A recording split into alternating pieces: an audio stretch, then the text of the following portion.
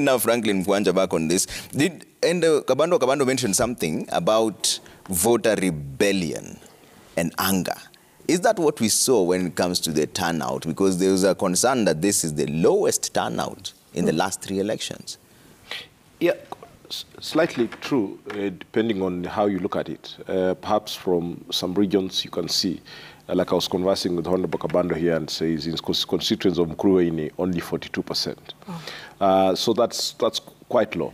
But going into the election, Trevor, the other question that lingered on the minds of the stakeholders and all the interested parties was how will the country's prevailing economic situation affect voter turnout and voter behavior. You can see that probably the economic situation that has been quite difficult for many interfered with their plans to travel and be able to, they had to balance looking for the next bread or committing several hours to participate in the civic and democratic duty of voting.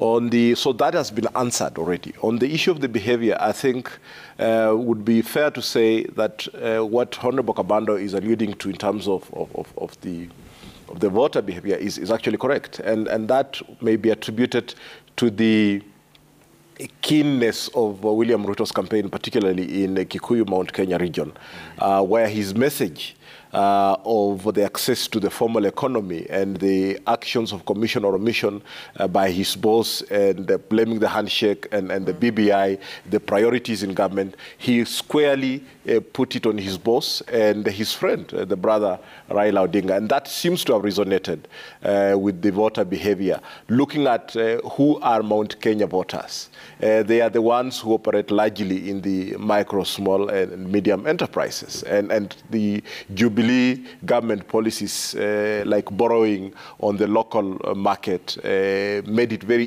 difficult for them to survive in this kind of economy. And that William Ruto has not worked so hard to convince them how he will bring the country out of the doldrums, but has managed to tell them what the problem, according to him, was, and they have responded by voting. But does the other aspect of voter turnout affect him? It affects him dearly because Jubilee was largely flourishing in terms of the 2013 and 2017 elections on a voter turnout of about 85% upwards. Mount Kenya region had higher than average voter turnout. 2017 was 79, but Mount Kenya remained higher than 79 compared to the other areas that you would see were below average of the national voter. So the aspect of the current economic situation affecting voters turnout, it has, and it will affect the actual turnout, because the numbers, even in Mount Kenya, that would have further benefited the deputy president don't seem to be out there clearly. The voter turnout in the other areas is also affected, but you could say compared to the other regions, to the other periods of elections, that didn't come out much. We must also underscore the point that social issues, so many social issues are affected by elections. And these social issues include agriculture, which again happens to be a very serious economic activity in the Mount Kenya region. You're talking about freedom of speech. You're talking about, access to quality education, healthcare, and all these others. So the ability of the voter to engage in an electoral process by voting gives a clear indication on how they want these issues resolved. And it's unfortunate that we have not had a high voter turnout that we expected. But the numbers will tell us which way do we go from here.